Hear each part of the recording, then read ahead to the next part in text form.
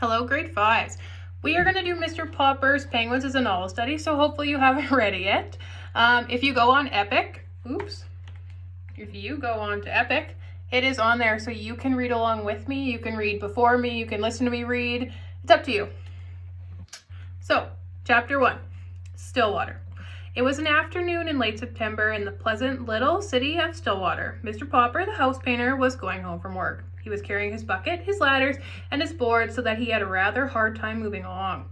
He was spattered here and there with paint and calcimine, and there were bits of wallpaper clinging to his hair and whiskers, and he was rather an untidy man. The children looked up from their plate and smiled at him as he passed, and the housewife, seeing him, said, "Oh dear, there goes Mr. Popper. I must remember to ask John to have the house painted over in the spring." No one knew what went on inside of Mr. Popper's head, and no one guessed that he would one day be the most famous person in Stillwater. He was a dreamer. Even when he was busiest smoothing down the paste on the wallpaper or painting the outside of other people's houses, he would forget what he was doing. Once he had painted 3 sides of a kitchen green and the other side yellow. The housewife, instead of being angry and making him do it over, had liked it so well that she made him leave it that way. And all the other housewives, when they saw it, admired it too. So that pretty soon everybody in Stillwater had 2 colored kitchens.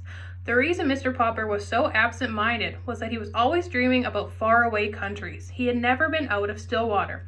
Not that he was unhappy. He had a nice little house of his own, a wife whom he loved dearly, and 2 children named Janny and Bill. Still, it would have been nice, he often thought, if he could have seen something of the world before he met Mrs. Popper and settled down. He had never hunted tigers in India, or climbed the peaks of the Himalayas, or dived for pearls in the South Seas. Above all, he had never seen the poles. That was what he regretted most of all. He had never seen those great shining white expanses of ice and snow. He had wished that he had been a scientist instead of a house painter in Stillwater, so that he might have joined some of the great polar expeditions. Since he could not go, he was always thinking about them. Whenever he heard that a polar movie was in town, he was the first person at the ticket window, and often he sat through 3 shows. Whenever the town library had a new book about the Arctic, or the Antarctic, the North Pole, or the South Pole, Mr. Popper was the first to borrow it. Indeed, he had read so much about the polar explorers that he could name them all and tell you what each one had done. He was quite an authority on the subject. His evenings were the best time of all. Then he could sit down in his little house and read about those cold regions at the top of the earth. As he read, he could take the little globe that Janny and Bill had given him the Christmas before and search out the exact spot he was reading about. So now, as he made his way through the streets, he was happy because the day was over and because it was the end of September. When he came to the gate of the little neat bungalow at 432 Proudfoot Avenue, he turned in.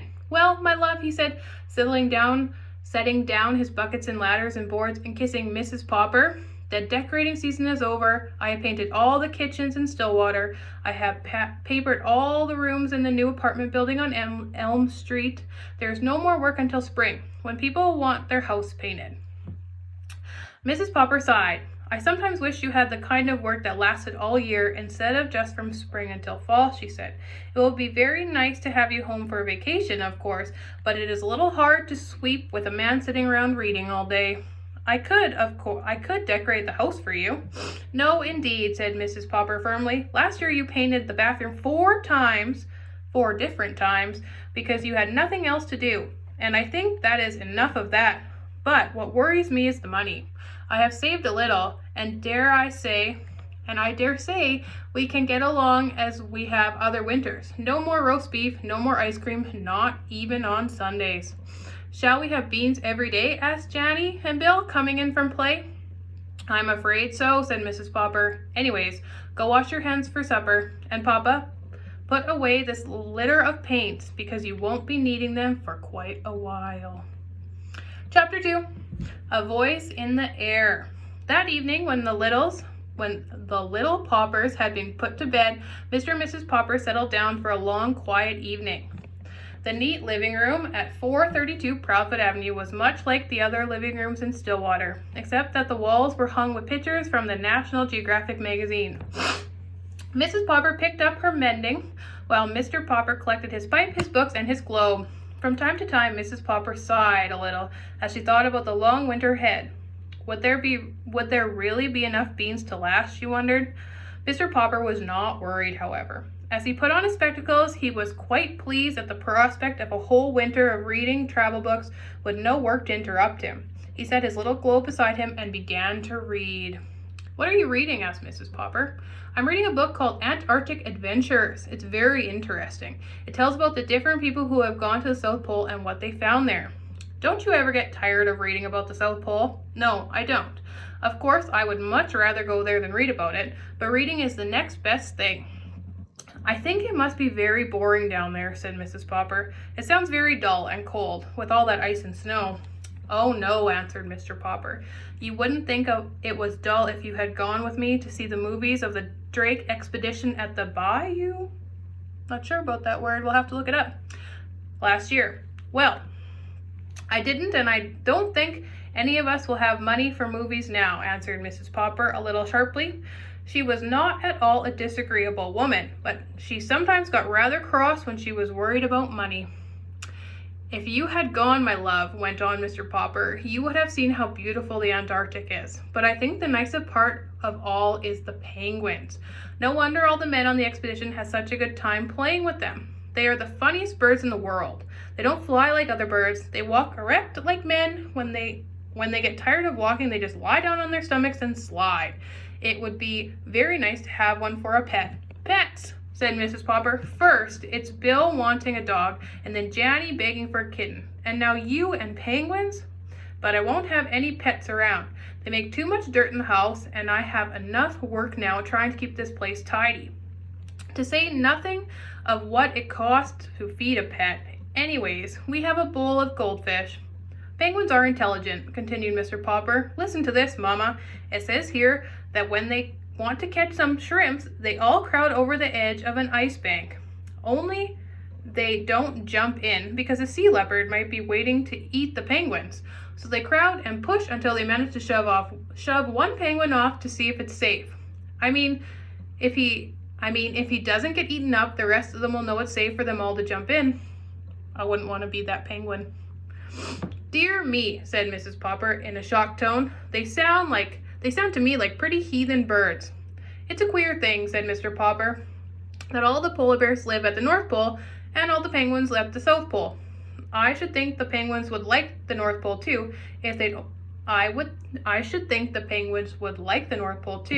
if they only knew how to get there." At 10 o'clock, Mrs. Popper yawned and laid down her mending. "Well, you can go on reading about those heathen birds, but I'm going to bed. Tomorrow is Thursday, September 13th, and I have to go to the first meeting of the Ladies' Aid and Missionary Society." "September 13th, said Mr. Popper in an excited tone. You don't mean that tonight is Wednesday, September 29th? "Why, yes it is, I suppose it is. But what of it?" Mr. Popper put down his book of Antarctic Adventures and moved hastily to the radio. "What of it?" he repeated, pushing on the switch. "Why, this is the night the Drake Antarctic expedition is going to start broadcasting." "That's nothing," said Mrs. Popper. "Just a lot of men at the bottom of the world saying, 'Hello, Mama. Hello, Papa.'" "Shh," commanded Mr. Popper, laying his ear close to the radio. There was a buzz, and then suddenly from the South Pole a faint voice floated out into the Popper living room. "This is Admiral Drake speaking. Hello, Mama. Hello, Popper. Hello, Papa. Hello, Mr. Popper." "Gracious goodness," explained Mrs. Popper. "Did he say Papa or Popper?" "Hello, Mr. Popper up there in Stillwater. Thank you for the nice letter about the pictures of our last expedition. Watch for an answer, but not by letter, Mr. Popper. Watch for surprise. Signing off." "Signing off. You wrote to Admiral Drake?" "Yes, I did," Mr. Popper admitted. "I wrote and told them how funny I thought the penguins were." "Well, I never," said Mrs. Popper, very much impressed. Mr. Popper picked up his little globe and found the Antarctic. "And to think he spoke to me all the way from there, and he even mentioned my name. Mama, what do you think What do you suppose he means by a surprise? I haven't any idea, answered Mrs. Popper, but I'm going to bet. I don't want to be late for the Ladies' Aid and Missionary Society meeting tomorrow. Ooh, what do you think the surprise is? Think about it, make a prediction, but we're going to find out right away. Chapter 3, Out of the Antarctic. With all the excitement of having the great Admiral Drake speak to him over the radio, and his curiosity about the Admiral's message to him, Mr. Popper did not sleep very well that night. He did not see how he could possibly wait to find out what the Admiral meant. When morning came, he was almost sorry that he had nowhere to go, no houses to paint, no rooms to paper. It would have helped to pass the time. Would you like the living room papered over? He asked Mrs. Popper. I've quite a lot of paper number 88 left from the mayor's house. I would not, said Mrs. Popper firmly. The paper on now is plenty good enough. I'm going to the First Ladies' Aid and Missionary Society today, and I don't want any mess around to clean up after when I get home. Very well, my love, said Mr. Popper meekly, and he settled down with his pipe, his globe, and his book of Antarctic adventures. But somehow, as he read today, he could not keep his mind on the printed words. His thoughts kept straying away to Admiral Drake. What could he have meant by surprise for Mr. Popper? Fortunately, for his peace of mind, he did not have to wait very long. He did not have very long to wait. That afternoon, Mrs. Popper was still away at her meeting, and Janny and Bill had not come home from school.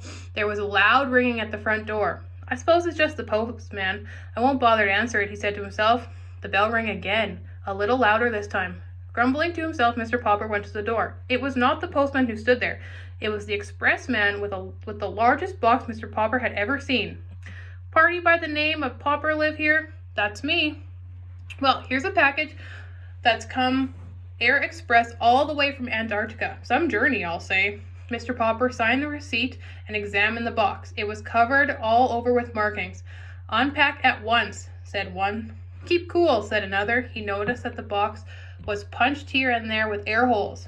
You can imagine that once he had the box inside the house, Mr. Popper lost no time getting the screwdriver, for by this time... iPad died. There we go. For by this time, of course, he had guessed that the surprise was from Admiral Drake. He succeeded in removing the outer boards and part of the packing, which was a layer of dry ice from the depths of the packaging case he suddenly heard a faint "ork." His heart stood still. Surely he had heard that sound before at the Drake Expedition movies. His hands were trembling so that he could scarcely lift off the last of the wrappings. There was not the slightest doubt about it. It was a penguin. Mr. Popper was speechless with delight. But the penguin was not speechless. "Ork," it said again, and this time it held out its flippers and jumped over the packaging debris. It was a stout little fellow, about 2.5 feet high. Although it was about the size of a small child, it looked much more like a gentleman, with a smooth white waistcoat in front and its long black tail coat dragging a little behind. Its eyes were set in two white circles in its black head. It turned its head from one side to another, as first with one eye and then with the other. It examined Mr. Popper. Mr. Popper had read that penguins are extremely curious, and he soon found that this was true, for stepping out, the visitor began to inspect the house. Down the hall it went into the bedrooms, with its strange pompous little strut. When it, or he, Mr. Popper, had already began to think of it as he, got to the bathroom, it looked around with a pleased expression on its face. Perhaps, thought Mr. Popper, all that white tiling reminds him of the ice and snow at the South Pole. Poor thing, maybe he's thirsty. Carefully, Mr. Popper began to fill the bathtub with cold water. This was a little difficult because the inquisitive bird kept reaching over and trying to bite the faucets with its sharp red beak. Finally, however, he succeeded in getting the tub all filled. Since the penguin kept looking over, Mr. Popper picked it up and dropped it in. The penguin seemed not to mind. Anyways, you're not shy, said Mr. Popper. I guess you've got sort of used to pulling around with those explorers at the pole. When he thought the penguin had enough of a bath, he drew out the stopper. He was just wondering what to do next when Janny and Bill burst in from school. Papa, they shouted together at the bathroom door. What is it? It's a South Pole penguin sent to me by Admiral Drake. Look, said Bill, it's marching. The delighted penguin was indeed marching, with little pleased nods of its handsome black head. He was parading up and down the middle of inside the bathtub. Sometimes he seemed to be counting the steps it took. 6 steps for length, 2 steps for width, 6 steps for length again, and 2 more for the width. For such a big bird, he takes awfully small steps, said Bill. And look how his little black coat drags behind. It almost looks as if it were too big for him, said Janny. The penguin was tired of marching. This time, when it got to the end of the bathtub, it decided to jump up the slippery curve. Then it turned, and with the outstretched flipper, tobogganed down onto its white stomach. They could see that those flippers, which were black on the outside, like the sleeves of tailcoat, were white underneath. Gork, gork, said the penguin, trying its new game again and again. What's his name, Papa? Asked Janny. Gork, gork, said the penguin, sliding down once more on his glossy white stomach. It sounds something like Cook, said Mr. Popper. Why, that's it, of course. We'll call him Cook. Captain Cook. That is the end of the first 3 chapters of Mr. Popper's Penguins. I will upload onto Seesaw under activities some worksheets for you to do. If you have trouble getting to them or you're not sure what to do, send me a message.